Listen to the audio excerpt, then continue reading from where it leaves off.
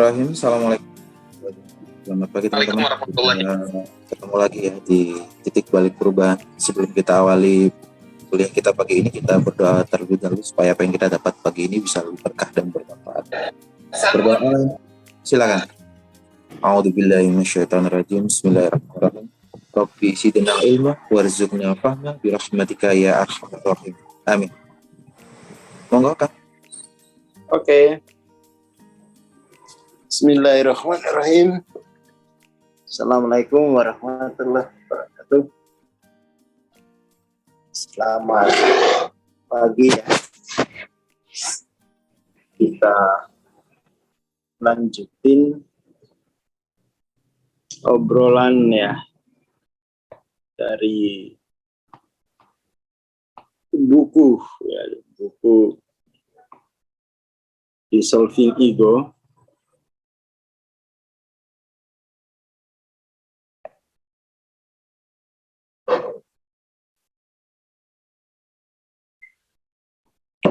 Teman-teman yang sudah ada bukunya silakan dicoret-coret ya.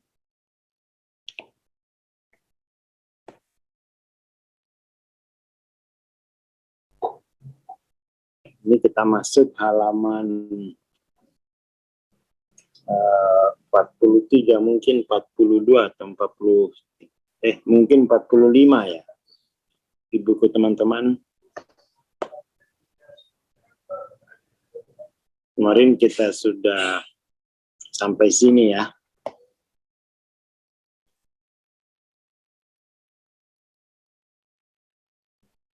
Jadi dari sebuah analisis yang memanfaatkan riset kesadaran atau teknik-teknik riset kesadaran, sepertinya ego manusia adalah produk dan kelanjutan dari kehadiran inti kelangsungan hidup. Kelangsungan hidup pada tahap ya evolusi hewani. Jadi kalau kita lihat kan kalau pada pohon evolusi ya, pada pohon evolusi itu yang paling puncak itu kan manusia ya, manusia. Nanti ada jenis-jenis hewan gitu ya, bakteri macam-macam, tapi puncaknya itu manusia. Dan pada manusia ini secara evolutif itu ada platform biologinya ya, neokorteks, prefrontal cortex ya. Itu adalah bagian otak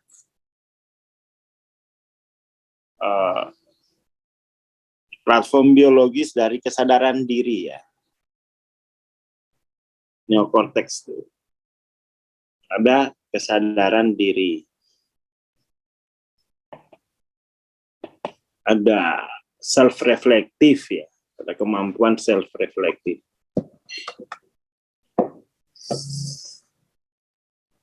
Nah,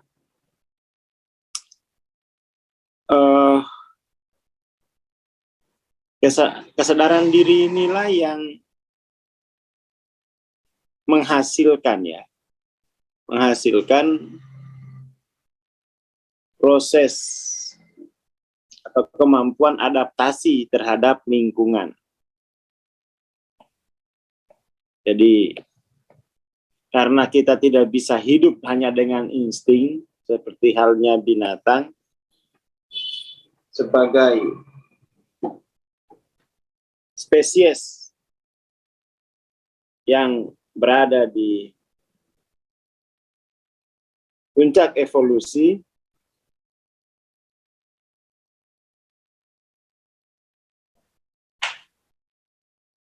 kita punya cara hidup ya, cara hidup yang berbeda.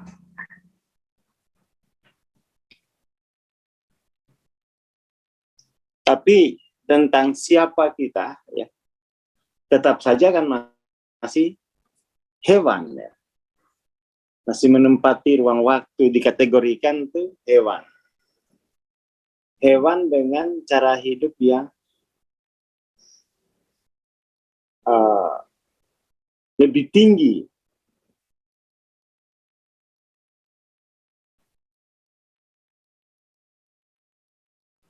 Hewan dengan cara hidup yang lebih tinggi. Nah, karena begitu ya, tanpa adanya tahap evolusi ini yang terakhir itu yang disebut evolusi kognitif ya, kita tidak akan mampu mengelola lingkungan, mengelola lingkungan. Kan perkembangan ego manusia itu kan menghasilkan kemampuan untuk mengelola lingkungan ya. Tinggal egonya ini kan yang lower mind atau yang higher mind.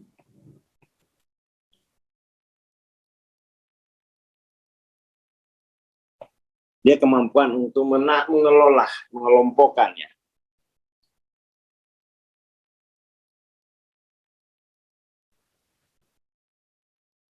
Seperti itu. Hanya saja memang ini, hanya saja ya. Kemudian kita menemukan kenyataan di dalam masyarakat. Jadi masyarakat itu semakin kompleks, terjadi kesenjangan,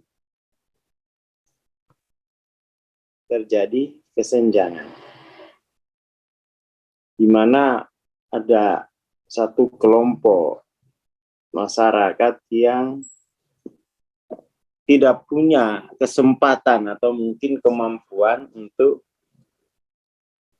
mengelola lingkungan gitu ya. Dan itu kita sebagai manusia menyodorkannya. Bagaimana sih solusinya? Ya. Mungkin kalau penduduk bumi nggak terlalu banyak, mungkin tidak akan ada kesenjangan dalam mengelola ini. Kan buminya luas, orangnya sedikit. Tapi kan sekarang semakin kompleks, semakin banyak jumlah populasi, ya kan? Kemudian yang mau dikelola itu apa? Ya kan? Yang di alam tampak yang mau dikelola ini apa? Sumber daya itu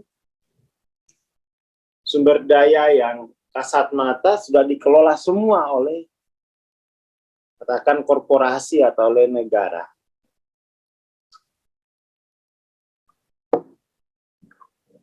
Terus yang lain tuh mau ngapain gitu kan? Yang lain mau ngapain? Disitulah bisa terjadi krisis dalam masyarakat, ya. Krisis dalam masyarakat. Jadi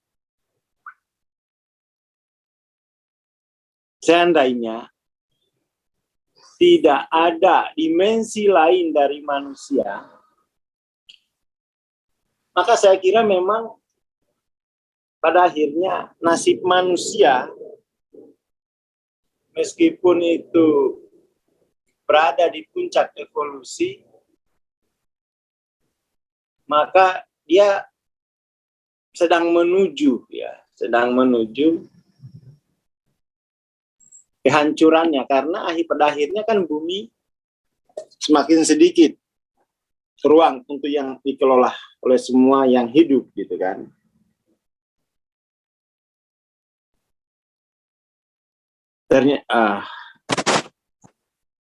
Ternyata ada dimensi yang lebih tinggi ya. Kita ternyata memang bukan, ya betul bahwa ada tahapan evolusi itu. Tetapi ada tahapan evolusi baru yang tidak hanya membawa kita ke puncak evolusi, tetapi melampaui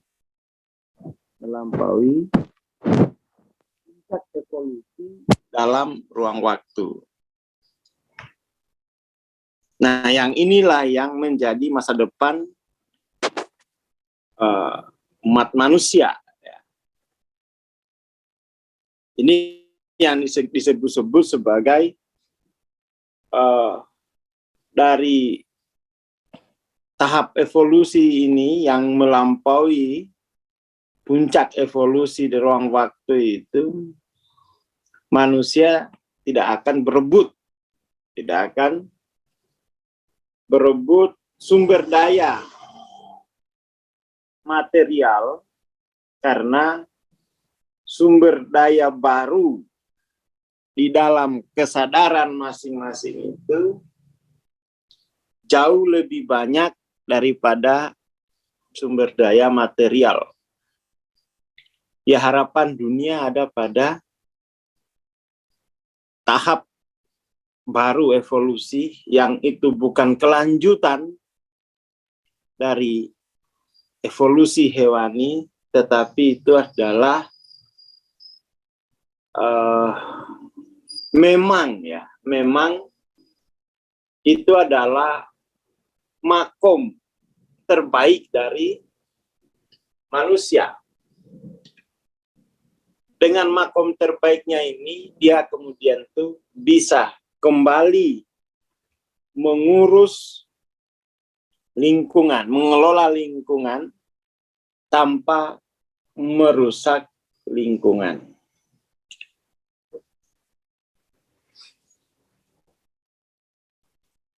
Persoalannya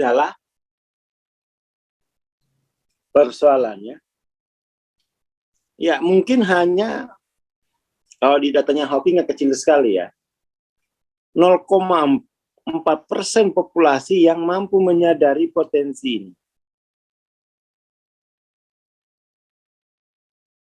Hanya 0,4. Dan pada keadaan hari-hari ini, lingkungan itu udah rusak gitu. Lingkungan itu sudah rusak. Sedangkan kemampuan manusia, kemampuan masyarakat ya, untuk pindah dari sini ke sini sangat lambat. Jadi kemudian kita hari ini menghadapi dua krisis besar. Krisis lingkungan yang itu sangat membahayakan. Kalau lingkungan hancur, praktis nggak akan ada lagi peluang untuk sebagian besar, bukan sebagian besar ya, memang seluruh masyarakat untuk pindah ke sini. Nggak ada peluang kalau lingkungan rusak. Jangankan lingkungan rusak, saldo nggak ada peluang untuk belajar ke sini. Kemarin ada WA, ada Telegram gitu ya, ada pesan yang dikirim ke saya lewat Telegram. Nggak usah saya sebutin namanya, tapi saya bacain aja. Jadi dia sudah 3 tahun ngikutin apa ya, ngikutin ini ya PCI lah ya 3 tahun, dan sekarang keadaannya makin tambah parah. 3 tahun yang lalu dia masih punya uang sebenarnya untuk ikut mentoring gitu, tapi katanya ntar dulu. Datang COVID, tambah nggak mungkin ikut kelas, uangnya akan buat bisa survive kan, bisa buat survive. Tapi semakin dia ikuti gitu, lama-lama tuh dia sadar bahwa keadaan yang dialami belakangan ini itu persis seperti perbincangan kita di sini gitu. Hanya saja dia tahu memang ada masalah di puncaknya ini, tapi dia enggak mau lompat ke sini. Ntar dulu, nunggu dulu. Ya kan? Akhirnya dia sekarang ya, terus gimana ini Bang katanya? Uang saya tinggal 600 dari puluhan juta 3 tahun yang lalu. Ya itu pelajaran gitu. Jadi kalau ada uang itu, walaupun emosi kita belum nyaman, ya daftar aja dulu. Sekarang tinggal 600, tambah berat kamu. Dan itu makin panjang siklus menderitamu gitu. Jadi upayakan itu, kalau ada kita kan selalu tiba pada persimpangan pemenuhan atau penemuan kan. Ambil ini walaupun berat. Jangan fokus ke pemenuhan. Kita kan terbiasa secara emosional itu, secara penalaran, kita selalu mengambil jalan ini kok. Ini memang dasar dari kita sebagai makhluk, sebagai spesies yang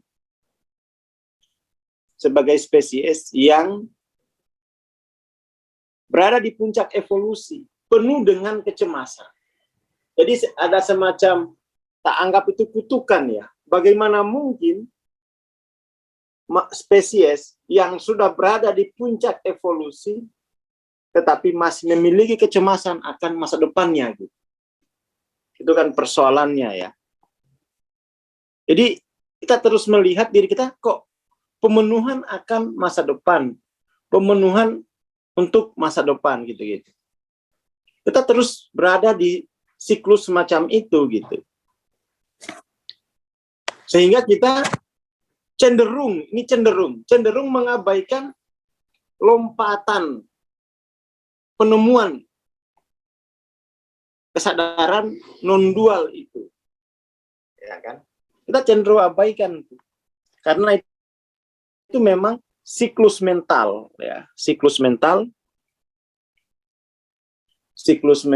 itu adalah kebutuhan dasar katanya.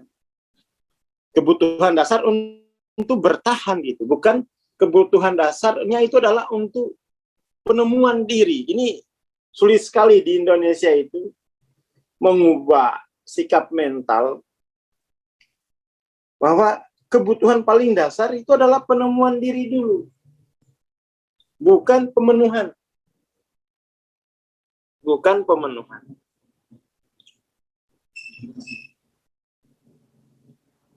Jadi sebagai spesies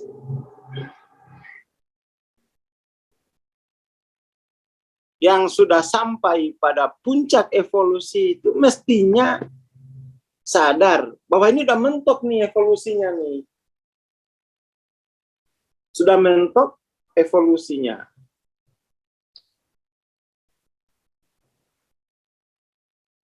Sudah mentok. Karena sudah mentok, maka ya, karena sudah mentok, maka itu kemudian struktur masyarakat kita itu makin padat gitu ya. Artinya makin sulit bergerak. Makin padat, makin sulit bergerak gitu. Itu yang harus disadari gitu ya. Jadi kita kan ini hanya bermasalah. Kita kan masalahnya itu gambarin di sini masalahnya. Masalahnya kan adalah ini tubuh kita. Ini lingkungan ya, ini lingkungan. Ini thinking, ini pikiran. Konteks pikir, kita berpikir bahwa kita dalam lingkungan gitu ya. Masalahnya adalah di dalam lingkungan sini itu sudah ada struktur gitu loh. Apesnya kita kemudian menemukan diri kita dalam struktur sosial yang bawah. Ya memang betul dalam pohon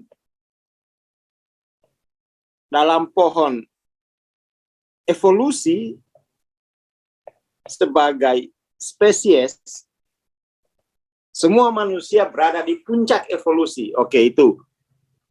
Semua manusia itu berada pada puncak evolusi. Tetapi dalam evolusi sosial, tidak semua di puncak. Banyakan di bawah. Hanya 2% populasi yang ada di puncak. Jadi 2% populasi ini menguasai sumber daya yang diperlukan 98% gitu. Itu kan persoalan tersendiri ya, kesenjangan. Lalu orang-orang ideolog berusaha menyelesaikan problem ini secara ideologi. Muncullah ideologi komunis, muncullah ideologi kapitalis. Nanti ini lagi muncul, ditawarkan khilafah. Bukan itu sebenarnya solusinya gitu. Jadi ideologi politik itu tidak akan bisa menyelesaikan ini gitu loh. Nggak akan bisa menyelesaikan ini. Itu adalah tantangan tersendiri bagi manusia setelah mencapai tahap evolusi paling tinggi sebagai spesies. Tapi sebagai masyarakat, kita akhirnya menemukan diri kita di bawah gitu. Tanpa daya. Kita hanya konsumen. Kita hanya followers. Itu kan menyakitkan ya. Itu kan menyakitkan. Dan misalnya katakan kita punya uang 100 juta. Oke, 100 juta. Sampai kapan sih kamu bertahan dengan uang segini?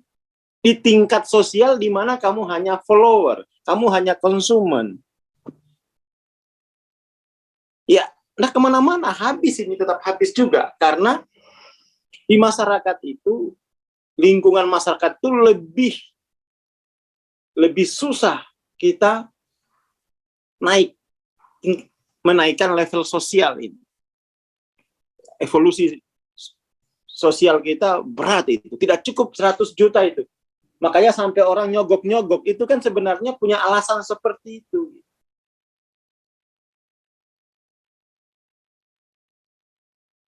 Sampai orang mau nyogok 1 miliar masuk polisi misal. Masuk tentara. Itu dalam rangka untuk mempercepat evolusi status sosialnya. Ya kan? Ya itu sesuatu yang rasional, meskipun itu melanggar etika. Tapi ya bagaimana? Memang itu jalannya. Mau evolusi secara evolusi secara normal. Yes. Saya sendiri mengalami jadi setelah bangkrut 2009 saya udah pataran gitu. Kayaknya enggak mungkin deh saya bisa mencapai evolusi status sosial ini paling tinggi dengan keadaan seperti sekarang. Itu yang kemudian saya enggak nggak ada jalan lain ini. Saya harus keluar dari thinkingness ke awareness gitu. Inilah disebut dengan evolusi spiritual.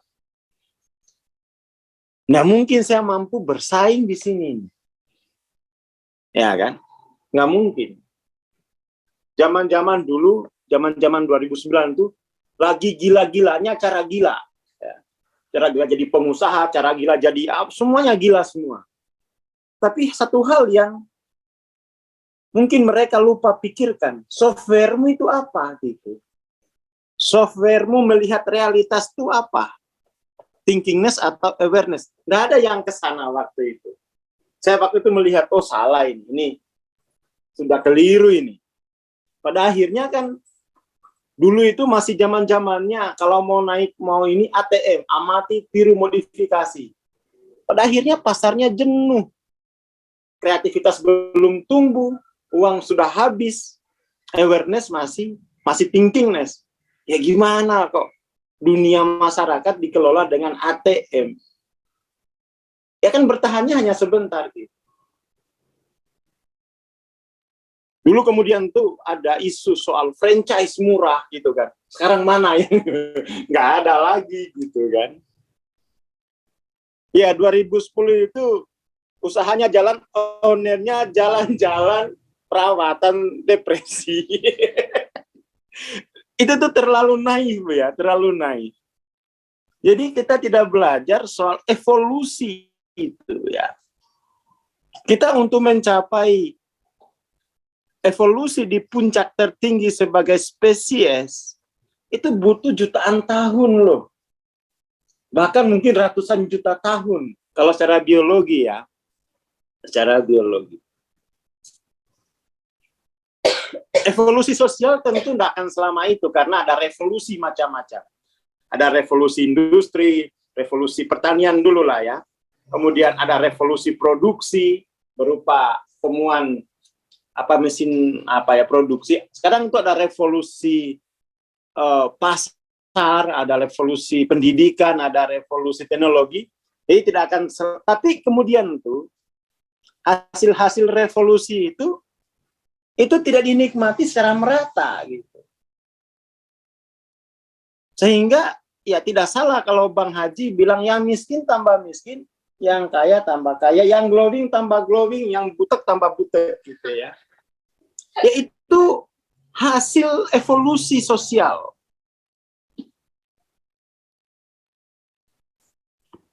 Kita selalu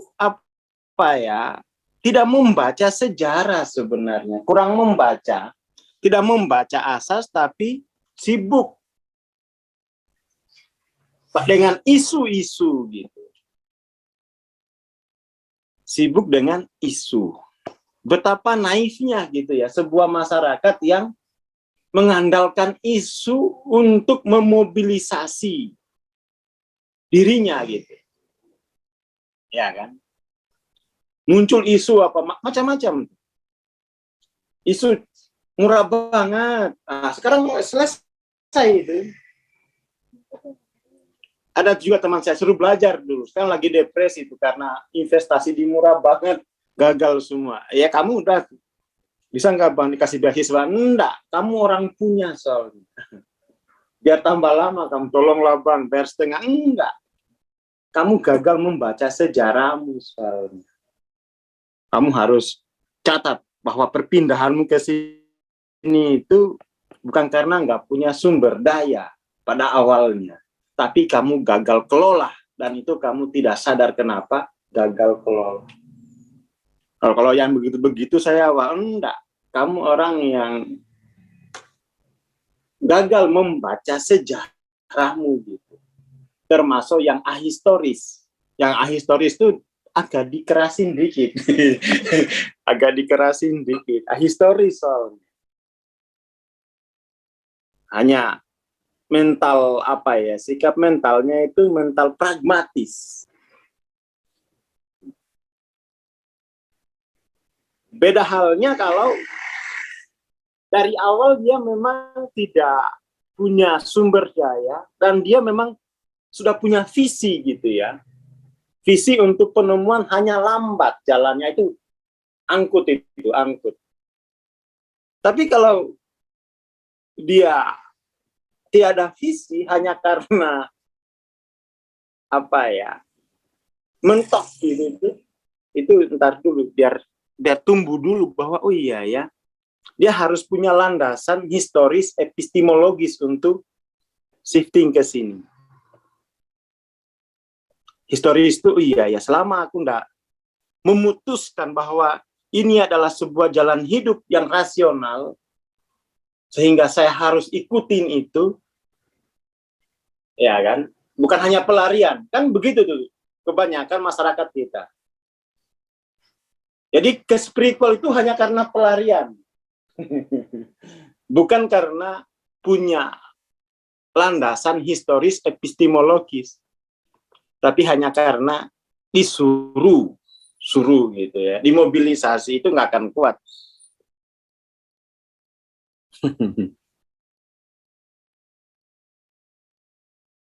Ya yang jomblo tambah glowing kalau jomblo.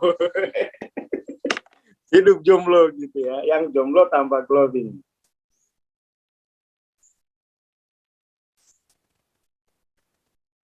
Seperti itu.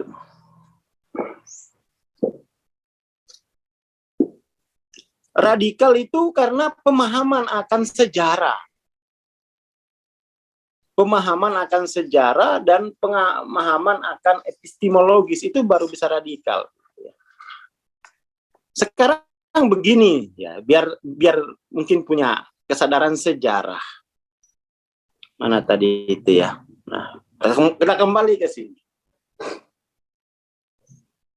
Ke evolusi biologi sebagai spesies kita katakan butuh miliaran tahun lah ya. Evolusi itu kan panjang. Sampai kita berada di puncak. Lalu evolusi status sosial. Sekarang dari kecil sampai sekarang udah mengalami berapa kali lompatan evolusi sosial? Udah berapa kali?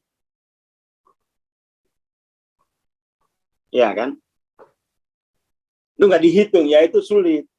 Pertanyaannya kenapa lambat? Umur udah katakan 40. Masih di dasar evolusi gitu. Udah 40 tahun padahal di dalam bermasyarakat. Ini kan mestinya udah cemas. Kenapa saya hidup 40 tahun di era digital lagi, di era internet, di era digital, masih tetap di dasar evolusi sosial. Status sosialnya masih tidak berubah. Kenapa? Ya karena memang berat gitu mengandalkan evolusi, mengandalkan thinkingness dalam evolusi sosial. Yang belajar bukan hanya kamu. Yang punya privilege itu juga ngantri gitu. Jadi kalau hanya modal pintar sekarang itu nggak bisa. Sudah banyak yang ngantri dari puluhan tahun itu, orang-orang yang sudah punya privilege itu kan. Sabar mengantri. Kita dengan naifnya modal pelatihan 1 hari cara gila membayangkan akan segera berada di puncak evolusi sosial sebagai katakan crazy rich. Ya enggak bisa seperti itu. Ada hukum juga di dalam sosial itu. Dalam bisnis ada hukum. Ada hukum evolusinya gitu. Ya kan? Maka kemudian solusi terbaiknya itu menurut saya, gunakan, kenali dirimu melalui fakultas awareness. Maka kamu bergeser dari dualitas, ini kan menghasilkan kesadaran diri yang dualitas. Dualitas itu diri dikenali melalui perasaan, diri dikenali melalui penalaran gitu. Ya ini yang bikin lambat itu kan di sini. Jadi kita hanya menggunakan fakultas perasaan dan penalaran untuk menapaki, untuk memanjat pohon sosial itu. Nggak bisa lah ya. Wong yang kuliah aja nganggur banyak. Maka kemudian itu kita mesti menggunakan fakultas awareness untuk mengenal diri kita dan merespon sosial ini dari kesadaran non-dual. Itu baru tuh saya evolusinya itu tak ukur gitu. Saya ukur. Waktu usia sudah 25 saya udah cemas. 25 tahun saya hidup. Itu kan fase di mana nggak ada capeknya itu, usia 25 itu. Saya kerja dari pagi sampai pagi. Nggak ada lelahnya. Pokoknya semangat damkar. Pantang pulang sebelum padam gitu ya. Pantang itu saya berhenti di situ. Salah deh ini. Salah gitu ya. Saya selalu melihat diri saya di bawah puncak, paling dasar gitu. Nggak bisa ngapa-ngapain, nggak bisa naik gitu. Padahal saya sudah hidup di sosial tuh 25 tahun. Kurang apa lagi? Saya udah mulai cemas. Masa 25 tahun berikutnya saya masih menggunakan software yang sama sambil bermimpi akan sukses. Sambil bermimpi, nggak mungkin dong. Sambil bermimpi nanti akan punya pasangan yang harmonis. Sakinah, mawaddah, warohmah, itu kan omong kosong. Maka ada nggak sih fakultas lain untuk merespon evolusi sosial ini? Ya ada, awareness ini, non-dual itu. Non-dual. Nah, tapi masalahnya adalah shifting dari sini ke sini, ini juga butuh waktu gitu. Dari itness ke I-ness gitu ya. Ini butuh waktu. Ya, sekarang ada petanya, ada kelasnya. Ya dulu enggak ada. Zaman saya ya enggak ada yang.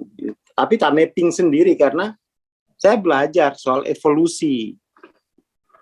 Evolusi biologi, evolusi kebudayaan. Ya mampus aku ini, terkunci.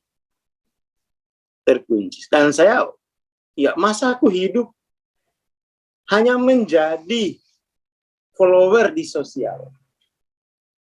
Masa aku hidup hanya karena menjadi ikut-ikutan. Hari kemerdekaan ikut merdeka, hari ini. Terlalu, aku menemukan diriku ini korban isu di sosial karena statusku itu. Aku nggak bisa bikin tema untuk yang saya rayakan gitu. Temanya selalu dibikinin oleh yang lain. Aku nggak terima itu. Kok tema perayaannya kok selalu orang lain yang bikin? Aku nggak bisa bikin tema itu. Itu kayak begitu jadi perenungan. Nggak mau aku hidup di sosial di mana hanya ikut-ikutan isu, tapi temanya yang bikin orang lain gitu. Nggak terima saya, nggak terima. Enak benar, wes. Orang yang sudah di puncak evolusi sosial bisa membuat tema apapun, lalu yang dibawa itu kayak kerumun ya. Wah, nggak terima, wes. Iya iki, ngaji kok. Nggak terima gitu. Kalau kita nggak sadar itu, alah itu wes, nggak akan evolusi wes. Karena dia mengizinkan dirinya selalu menjadi follower. Mengizinkan dirinya untuk selalu menjadi yang digerakkan gitu. Nggak mau. Apapun alasannya, entah itu isunya dibungkus oleh agama, politik, kebangsaan, ogah. Ogah. Itu kan dibuat orang lain temanya gitu kan. Selama aku nggak dilibatkan dalam pembuatan tema, berarti aku nggak sederajat. Gue punya kegelisahan itu saya dulu. Enak betul. Orang hidup, kemudian orang lain terombang-ambing dalam isu-isu yang dikelola ternyata gitu kan. Ogah. Saya bertanya-tanya, mana ini melampaui, ini penderitaan terbesar ini ya. Cukuplah aku menderita di level evolusi biologi itu, ya toh. Nggak usah lagi menderita di sini. Lari ke wahyu saya. Pokoknya tenteng wahyunya, oke. Ada solusi nggak untuk soal ini? Gitu. Nenda aku mendingan mati Kalau tak hitung-hitung 25 tahun loh, masih di level dasar evolusi sosial. Dari mana hitungnya, Bang? Dari tabunganmu. Tabunganmu dibanding dengan tabungannya Haritanu Sudibyo, sepirone sih. Seberapanya sih? Ya, itu kan menunjukkan status sosial kita. Wah, ini kalau kayak gini mungkin saya 10 turunan juga belum bisa sama derajatnya gitu. Terus katanya kok Ahsani Takwim, tapi di sini kok aku yang paling buruk di sosial. Aku di Jogja mandi aja pakai air kali. Iya, mandi pakai air kali gitu. Wah, iki betul-betul mikir aku. Wah. Makanya dari situ setiap hari itu tidak pernah tidak membaca. Ini keadaan ini butuh dirumuskan.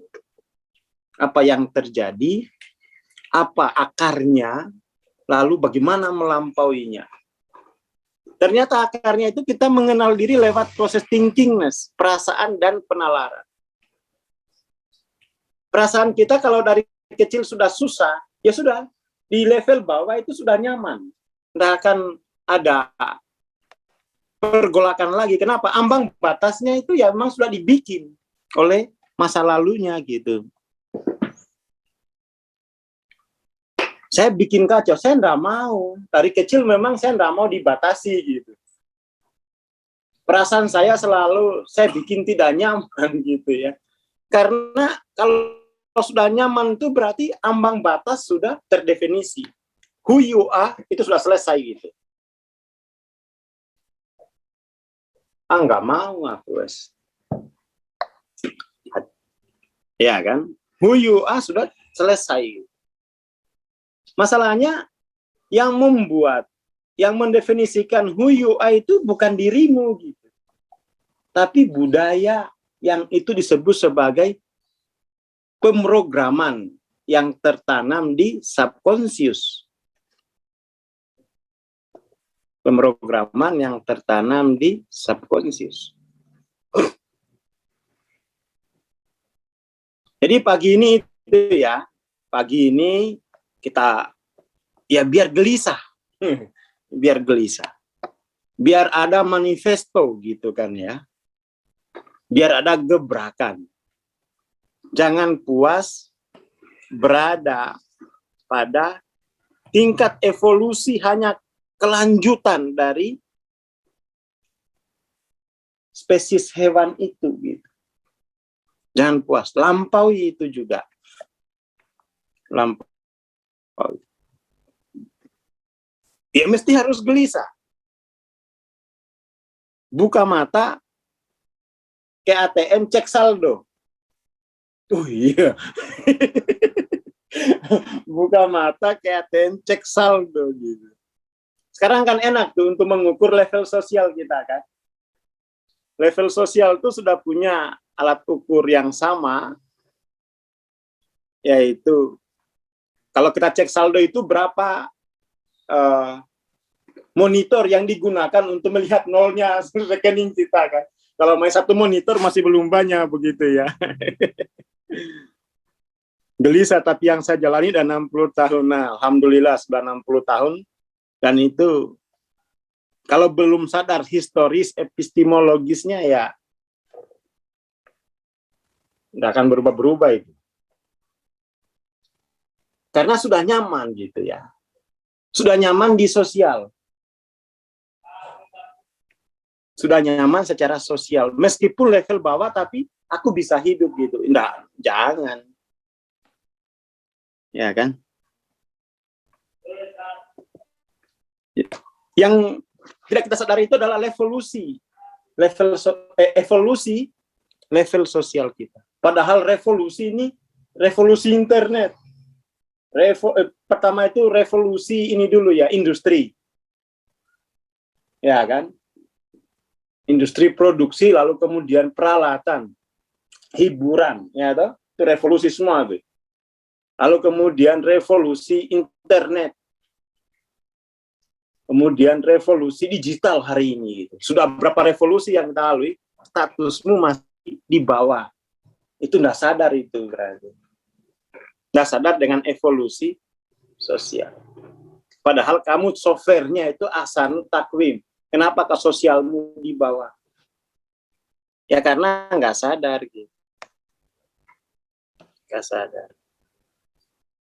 Gerah. Ya kalau resa itu bagus, sadar. Untung dulu saya resanya itu lebih dulu soalnya. Dan keresahan itu belum selesai karena itu tanda, kata Bung Karno, revolusi belum selesai. Ya kan? Revolusi belum selesai. Dan itu revolusi kita ini bukan revolusi sosial ya, tapi revolusi spiritual untuk merevolusi posisi sosial kita.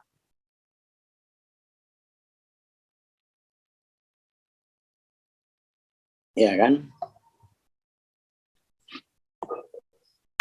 Itu penting karena masyarakat itu nggak tahu sebenarnya yang jalan hidup gitu.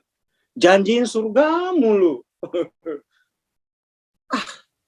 Lemah. Dikit-dikit surga nggak apa-apa, miskin di dunia, bahagia di akhirat. Pede banget.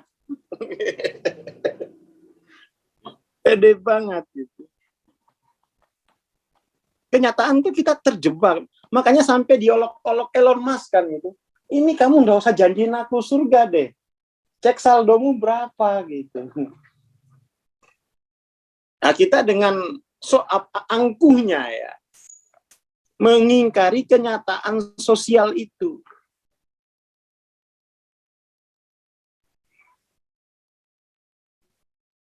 Kita mengingkari kenyataan sosial. Nggak bisa diingkari, dihadapi gitu. Dihadapi. Ya itulah pentingnya orang beragama. Ada krisis di dalam kehidupan ini yang itu membutuhkan energi besar.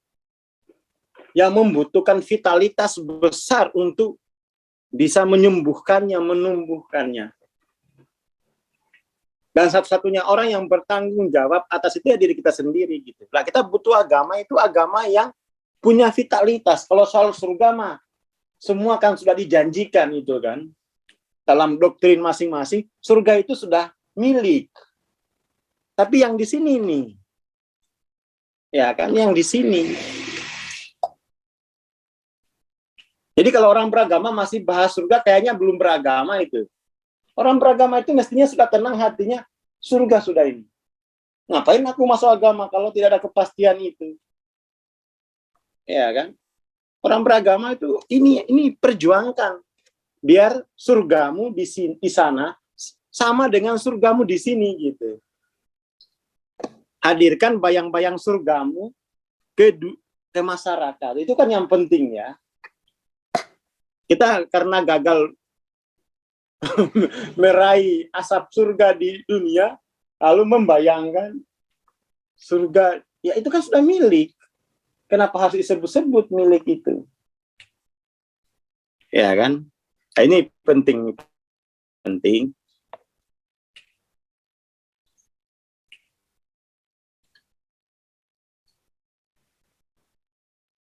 Ya kalau sudah beragama masih cemas dengan surga, berarti kamu nggak benar beragamanya kalau sudah beragama kok masih cemas dengan surga gitu ya. Itu aneh menurut saya secara psikologi orang beragama. Ya tentu beragama itu karena untuk memastikan tiket itu dan sudah dapat kan. Tinggal kemudian secara psikologinya itu ya surgamu itu ditampilkan di ruang sosial. Jadi orang beragama kok masih berebutan kesalehan individu, saya kira kebalik ya. Orang beragama itu yang harus ditampilkan tuh kesalehan sosial kan, kebaikan sosialnya.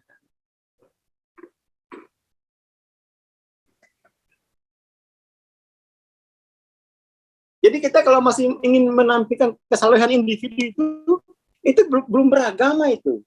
Masih menuju beragama. Ya kan, masih menuju beragama. Jadi belum tuntas berarti beragamanya. Ya udah belajar agama dulu gitu. Setelah itu nanti setelah kamu mantap mengalami kesadaran non dual baru bikin bayang-bayang surgamu di masyarakat menjadi kesalehan sosial. Itu aja ya pagi ini. Mudah-mudahan panas, ya kan? Mudah-mudahan kebakar begitu ya. Jangan puas pada sebagai spesies di puncak evolusi secara biologi, tetapi masih tidak punya peran yang besar di level sosial. Terima kasih, selamat pagi. Assalamualaikum warahmatullahi wabarakatuh. Waalaikumsalam warahmatullahi wabarakatuh. Terima kasih Bang Aswar, terima kasih teman-teman. Om Teguh besok pagi aja ya, ini sudah terlalu panjang. Insyaallah besok juga pagi. Gitu ya. Siap Terima Bang. kasih, kita bertemu besok pagi insyaallah. Assalamualaikum warahmatullahi wabarakatuh. Selamat pagi. Waalaikumsalam.